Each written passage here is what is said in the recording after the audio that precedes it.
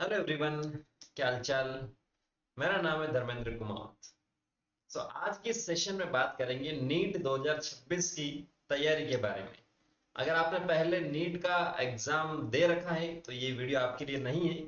और आप पहली बार नीट देने जा रहे हैं 2026 में, आप फर्स्ट अटेम्प्ट होगा आपका, चाहे आप 12th के साथ हो, चाहे आप ड्रॉपर हो, चाहे आपने एक साल का गैप लिया है, तो वो सारी बातें करेंगे कि नीट 2026 का पैटर्न क्या रहता है, क्या क्वालिफिकेशन होगा, क्या उसका सिलेबस रहता है, fees, age limit, cut off और बेस्ट कोचिंग कौन सी होगी, कितने मीडियम में पेपर होता है, इन सब के बारे में बात करेंगे। शुरू से तैयारी करने वाले स्टूडेंट के लिए है ये वीडियो। बाकी अगर आपने दे रखा है तो आप ना देखें तब भी यहाँ से चल जाएगा। स्टार्ट अपन करते हैं। सबसे फर्स्ट जो पॉइंट है उसके बारे में बात करते हैं। एग्जाम पैटर्न क्या रहता है, नीट की फुल फॉर्म वगैरह तो आपको पता होगी, ठीक है। एग्जाम का पैटर्न क्या रहता है, तो आप अगर नीट देने जा रहे हैं, फर्स्ट टाइम आपका है, फर्स्ट टाइम में आप एग्जाम देने जा रहे हैं नीट का, तो ये आपको ध्यान में रखना है कि कोविड के बाद में पैटर्न चेंज हुआ था। क्यों, ऐसा मैं क्यों बता रहा हूं, क्योंकि अगर आप प्रीवियस क्वेश्चंस देखते हैं या पेपर उसके देखते हैं तो वहां पर आपको फॉर्मेट अलग मिलेगा। पहले दो सेक्शन हुआ करते थे, सेक्शन ए और बी। लेकिन जो नीट 2025 हुआ है उसमें वापस से पहले जैसे ही हो गया, कोविड से पहले का कोई सेक्शन नहीं है, केवल आपको 180 क्वेश्चंस यहां से मिलेंगे, जिसमें 45 केमिस्ट्री और फिजिक्स के रहते हैं और बाकी जो 90 क्वेश्चन रहते हैं वो बायो के रहते हैं, ठीक है। तो वही यहाँ पर जो पैटर्न था नीट 2025 का, वो अपन देखें तो फिजिक्स में नंबर ऑफ क्वेश्चंस आपके मिलेंगे 45, केमिस्ट्री में भी 45 मिलेंगे, जबकि बात करें बायो की तो 90 क्वेश्चंस यहां से आपको मिलेंगे, ठीक है। टोटल नंबर ऑफ क्वेश्चंस यहां पर कितने हो जाएंगे दोस्तों, यहां पर हो जाएंगे 180, 180 क्वेश्चन यहां से हो जाएंगे। एक क्वेश्चन जो रहता है वो 4 मार्क्स का रहता है और नेगेटिव मार्किंग रहती है -1 आपका होगा। अगर आप कोई क्वेश्चन यहां से गलत करते हैं तो एक नंबर काट लिया जाएगा टोटल में से, ठीक है। तो वो आपके पास पैटर्न यहां से हो जाएगा, ये सिंपल सी बात है। पहले के जो पेपर्स आपको मिलेंगे पिछले 2-3 साल के, तो उसमें सेक्शन ए और सेक्शन बी मिलेगा, जिसमें सेक्शन ए में 35 रहते हैं और सेक्शन बी में 15 क्वेश्चन रहते थे, ठीक है। तो 35 में से सारे करने थे और 15 में से 15 में से 10 क्वेश्चन आपको करने थे, तो 45 क्वेश्चन एवरेज हो जाता था। तो ये आपको ध्यान में रखना, अगर प्रीवियस ईयर करते हो तो ज्यादा घबराने की जरूरत नहीं है। मोड ऑफ एग्जामिनेशन की बात करें किस टाइप से होगा, क्या ऑनलाइन होगा या ऑफलाइन होगा, तो पेपर और पेन मोड में होता है। मार्कशीट आपको दी जाती है, उसको फिल करना होता है। सीबीटी कंप्यूटर बेस्ड टेस्ट नहीं होता है, ऑफलाइन ही यहां से होता है। नेक्स्ट बात करें तो नेक्स्ट आपको एज लिमिट क्या रहती है, कौन सी एज का स्टूडेंट जो है वो एग्जाम दे सकता है। तो एनएमसी और डीसीआई जो था, कमीशन जो है, उनके अकॉर्डिंग उन्होंने बताया था कि 17 ईयर हो जानी चाहिए स्टूडेंट की, ठीक है। 17 year of the age at the time of admission, जब एडमिशन आपका हो रहा होता है, ऐसा नहीं कि एग्जाम या फॉर्म फिल करते टाइम, एडमिशन हो रहा होता है उस टाइम आप 17 साल के हो जाने चाहिए, या 31 दिसंबर उस साल के वहां तक आपका हो जाना चाहिए। नीट 2025 की बात करें तो वहां पर ऐसे स्टूडेंट्स जो जिनका डेट ऑफ बर्थ 31 दिसंबर मतलब 31 दिसंबर 2008 से पहले का बर्थ था, उनको ले सकते थे। अब नेक्स्ट जो 2026 आप देने जा रहे हो तो 31 दिसंबर 2009 या उससे पहले आपकी डेट ऑफ बर्थ है, तो आप एलिजिबल हैं बैठने के लिए और काउंसलिंग के लिए। एग्जाम तो दे लोगे, लेकिन अगर आपकी एज कम रहती है तो फिर काउंसलिंग के लिए एलिजिबल आप नहीं रहते हो। और जो अपर एज की बात करें तो अपर एज की कोई लिमिट नहीं है, आप 30 के हैं, 25 के हैं, तो एग्जाम आप इजीली दे सकते हैं, कोई दिक्कत वाली बात नहीं है। अटेम्प्ट भी बहुत सारे, ऐसा नहीं कि 2 अटेम्प्ट या 3 अटेम्प्ट है या 6 अटेम्प्ट है, यूपीएससी के जैसे बहुत सारे अटेम्प्ट है, कोई दिक्कत नहीं। किस मीडियम में होता है पेपर, कि सर मैं तो हिंदी मीडियम में हूँ, इंग्लिश में हूँ या और कहीं में हूँ, तो टोटल आपके पास बहुत सारी लैंग्वेज वैसे तो होती है, 13 to 14 लैंग्वेज में ये पेपर आपको मिल जाएगा, ठीक है। इंग्लिश कॉमन है और इंग्लिश का जो सेंटर है वो पूरे इंडिया में आपको मिलेगा। बाकी इंग्लिश और हिंदी की बात करें तो ये भी आपको पूरे ऑल ओवर इंडिया में इसका सेंटर मिलेगा।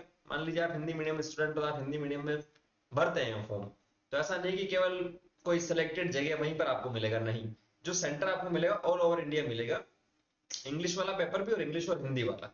बाकी जैसे फॉर एग्जांपल बात करें दूसरे लैंग्वेज की, असमी लैंग्वेज है असम की, तो वो केवल असम के अंदर मिलेगा, असम स्टेट में मिलेगा। बंगाली की बात करें, हिंदी इंग्लिश बंगाली की बात कर रहे हैं तो वो वेस्ट बंगाल, त्रिपुरा एंड अंडमान निकोबार आइसलैंड्स में मिलेंगे। तो ये कुछ जो जगह है, वो जो एग्जामिनेशन सेंटर और जो मीडियम ऑफ क्वेश्चन पेपर है वो यहाँ पर आपके पास लिखे हैं। गुजराती में मिल जाएगा आपको, कनाडा में मिल जाएगा, मलयालम में मिल जाएगा, मराठी में मिल जाएगा, उड़िया, पंजाबी, तमिल, तेलुगु एंड उर्दू। ठीक है, बाकी इंग्लिश तो जो है ही है। तो टोटल ये आपके पास लैंग्वेजेस है और इनके जो सेंटर्स है वो आपको यहाँ पर दिख रहे हैं कहाँ कहाँ मिलेगा। उर्दू वाला भी आपको ऑल ओवर इंडिया में मिल जाएगा, एक हिंदी वाला मिलेगा, एक इंग्लिश इंग्लिश वाला मिलेगा। ऑल ओवर इंडिया सभी जगह ये पेपर आपको मिल जाएगा। बाकी जो है वो स्टेट के अकॉर्डिंग आपको ध्यान में रखना जब भी फॉर्म फिल करते हो तब। तो घबराने की बिल्कुल भी जरूरत नहीं है। एग्जामिनेशन फी की बात करें, फीस क्या रहती है, फॉर्म फी जिसे अपन बोल सकते हैं। तो जनरल कैटेगरी के जो स्टूडेंट है उनकी जो फीस रहती है वो 1700 रुपए है। General EWS economically weak section जिसे अपन बोलते हैं, ओबीएस नॉन क्रीमी लेयर की बात करें तो उनकी 1600 रुपए फीस है। और SC ST PWD third gender है उनकी फीस रहती है 1000 रुपए एग्जामिनेशन फॉर्म। आउटसाइड इंडिया अगर कोई बाहर से है, कोई स्टूडेंट एनआरआई जिसे अपन बोलते हैं, अगर वो भी फॉर्म फिल कर रहा है तो उसकी जो फी रहेगी वो 9500 रुपए रहेगी, 9500 फीस यहाँ पर रहेगी। अब क्वालिफिकेशन आपको क्या चाहिए, तो क्वालिफिकेशन में टोटल आपको 7 कोड दे रखे। कितने? 7 कोड्स आपको दे रखे। उन 7 में से आपको देखना है कि मैं कौन से कोड में हूँ, और उसकी वजह से मैंने अलग से वीडियो बना रखी है, आप जाके देखेंगे तो आपको मिल जाएगा। इसमें सिंपल सा मैं बता रहा हूँ कि कुछ स्टूडेंट्स होते हैं, वैसे तो फिजिक्स केमिस्ट्री बायो तो होनी जरूरी है, इंग्लिश वगैरह ये तो ठीक है। तो बहुत सारे स्टूडेंट्स होते हैं जो 12th के साथ अपीयर होते हैं, बहुत सारे स्टूडेंट ऐसे होते हैं जो ड्रॉप लेते हैं, और बहुत सारे स्टूडेंट्स होते हैं जो किसी दूसरे कोर्स में एनरोल लेते हैं, जैसे बीएससी हुआ या कोई भी अंडर ग्रेजुएट कोर्स हुआ, बीएएमएस, बीएचएमएस, होम्योपैथी, आयुर्वेद वगैरह कुछ भी हो सकता है। तो इनके लिए अलग अलग से क्या कर रखा है, कोड्स बना रखे कि आप 12th के साथ में अपीयरिंग में तो कोड नंबर 1 है या 2 है या 3 वो आपको सेलेक्ट करना फॉर्म फिल करते टाइम। या आप 12th पास हैं, आप किसी भी कोर्स में एनरोल नहीं है तो आपका अलग से कोड होगा, कोड 2 या 3। या आप किसी कोर्स में एनरोल है तो कोड 4। तो इस टाइप से आपके टोटल 7 क्वालिफिकेशन या क्वालिफाई एग्जामिनेशन कोड होंगे। वो फॉर्म फिल करते टाइम आपको ध्यान में रखना, अभी कोई जरूरत नहीं है, ठीक है, तैयारी में कोई रोल इसका नहीं है। नेक्स्ट, एग्जाम सिलेबस क्या रहता है, सबसे ज्यादा जरूरी बात। क्या सर जो सुनते हैं वो सही है कि सिलेबस जो रहता है एनसीईआरटी का ही रहता है, तो बिल्कुल आप सही सुनते हो। जो आप सुन रहे हो वो सही है कि जो अपना नीट का एग्जामिनेशन का जो सिलेबस है वो एनसीईआरटी का है, और एनसीईआरटी में भी 11th प्लस 12th का, ठीक है, दोनों का होगा। फिजिक्स केमिस्ट्री एंड बायो, बाकी ना हिंदी ना इंग्लिश कुछ भी आपको पढ़ने की जरूरत नहीं। फिजिक्स केमिस्ट्री बायोलॉजी जो है एनसीईआरटी के अकॉर्डिंग, बायो में एनसीईआरटी आप पढ़ते हो तो सफिशियंट है, बट फिजिक्स एंड केमिस्ट्री में आपको थोड़ा सा एक्स्ट्रा पढ़ना पड़ता है क्योंकि एनसीईआरटी से काम उसमें नहीं बनता है, ठीक है। तो ये आपको ध्यान रखना, सिलेबस वही है लेकिन थोड़ा सा डिटेल में पढ़ना पड़ता है फिजिक्स एंड केमिस्ट्री में। नेक्स्ट, एग्जाम की कट ऑफ क्या रहती है, सबसे ज्यादा इंपॉर्टेंट सवाल है ये कि एग्जाम की कट ऑफ क्या रहती है, कितने मार्क्स सर मैं लेके आ जाऊं कि मेरा सिलेक्शन हो जाए। देखो, कट ऑफ की अगर बात करें तो कट ऑफ कोई फिक्स नहीं है, कट ऑफ कोई फिक्स नहीं है, आपको जो मिलता है वो रैंक से मिलेगा। सिलेक्शन जो आपका हुआ रैंक से होगा। फॉर एग्जांपल बात करें 2024 की, तो बहुत सारे स्टूडेंट्स के 720 आउट ऑफ 720 आए थे, 720 में 720 आए थे। और 2025 की बात करें तो मुश्किल है आना, आ सकता है लेकिन मुश्किल है। तो उस टाइम कट ऑफ हाई रही थी, इस साल कट ऑफ कम रहेगी। 2020 तक की बात करें तो कट ऑफ कम थी, तो ओवरऑल रैंक से मिलेगा आपको। कट ऑफ के बारे में कुछ भी कहना अभी सही नहीं है। आपकी जो रैंक है उसके ऊपर आपको गवर्नमेंट मेडिकल कॉलेज के लिए आपकी कैटेगरी का अकॉर्डिंग जो रैंक है उसके अकॉर्डिंग आपको मिलेगा, चाहे जनरल में हो, चाहे ओबीसी में हो, चाहे एससी, चाहे एसटी, जो भी अभी कैटेगरीज अपन ने देखी थी उसके अकॉर्डिंग। तो कट ऑफ की भी आपको टेंशन लेने की बिल्कुल भी जरूरत नहीं है, केवल आपको पढ़ना है और एक सीट के लिए पढ़ना है, ठीक है। किसी साल कट ऑफ 620 रह सकती है, 620 720 में से, किसी साल 550 भी रही है, किसी साल 500 भी रही है। तो वो एक पॉइंट नहीं है, बस केवल आपको पढ़ना है और अच्छे से पढ़ना है, एक्यूरेसी के साथ में आपको पेपर सोल्व करना है। एक और सवाल, तैयारी के लिए बेस्ट कोचिंग कौन सी है सर। अब देखो, कोचिंग्स तो बहुत सारी हो गई, आज के 5 साल या 7 साल पहले की बात करें तो गिनी चुनी कुछ बेस्ट कोचिंग्स थी। और अभी के टाइम में कह सकता है कोरोना के बाद से या कोविड के बाद से क्या हुआ, कोचिंगों में भरमार आ चुकी है, ठीक है। बहुत सारी कोचिंग आपको हर एक शहर में मिल जाएगी, बड़ी बड़ी कोचिंग से उनकी ब्रांचेज आपको शहर में मिल जाएगी अपने आसपास, ठीक है। तो किसी का नाम लेना तो सही नहीं है, लेकिन आपको पता है कौन सी बेस्ट है कौन सी नहीं है। लेकिन बेस्ट के चक्कर में ये भी आपको ध्यान में रखना है उनकी जो फीस है वो भी थोड़ी सी ठीक ठाक रहे। ऐसा नहीं कि 1.5 लाख 2 लाख रुपए आप दे रहे हो, बाहर जाके दे रहे हो।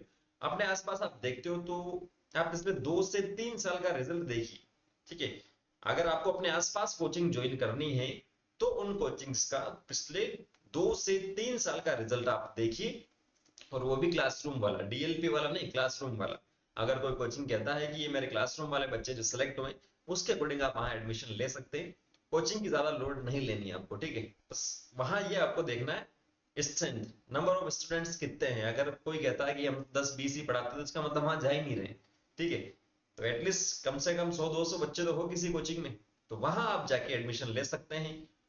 11th और 12th के साथ में आप प्रिपरेशन कर रहे हैं तो ऑनलाइन कोर्स आप ले सकते हैं, 3-4 हजार में बढ़िया बढ़िया कोचिंग्स ऑनलाइन कोर्स आपको मिल जाते हैं, जिससे आपका बेस स्ट्रांग हो जाएगा। मान लीजिए आप 12th के साथ सेलेक्ट नहीं होते तो बेस तो स्ट्रांग हो ही जाएगा, आगे दिक्कत नहीं आएगी। ग्रामीण क्षेत्रों के स्टूडेंट को ज्यादा दिक्कत आती है, शहरी को नहीं आती है। और ड्रॉपर हैं आप तब भी आप ड्रॉप ले सकते हैं, ऑनलाइन और ऑफलाइन दोनों में। बस मैं ये कहूंगा ऑनलाइन के कंपेरेटिवली ऑफलाइन ज्यादा सही है आज के समय में। ऑनलाइन में वो जो पढ़ाई होती है वो नहीं हो पा रही है अभी हाल ही के दिनों में। स्टूडेंट से सस्ता है, सस्ते के चक्कर में वो घर बैठे बैठे पढ़ाई नहीं कर पा रहे और सिलेक्शन से वंचित रह रहे। तो ये जो कुछ क्वेश्चंस थे, जो कॉमन क्वेश्चंस थे, उनके जवाब मैंने आपको दिए हैं। इसके अलावा भी किसी टाइप का आपको डाउट है तो कमेंट सेक्शन खुले हैं, कमेंट करके आप पूछ सकते हैं, वहां पर आपको जवाब दे दिया जाएगा। और नेक्स्ट सेशन में नई जानकारी के साथ में मिलते हैं। All the best.